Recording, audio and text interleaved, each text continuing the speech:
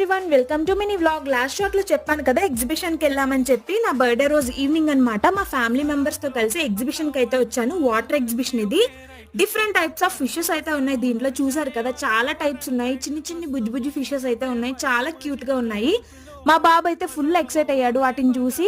But crowd మాత్రం చాలా ఎక్కువ మంది వచ్చారు. చూసారు కదా, మండే కదా ఎవరు ఉండరేమో అనుకున్నా, బట్ చాలా మందే ఉన్నారు.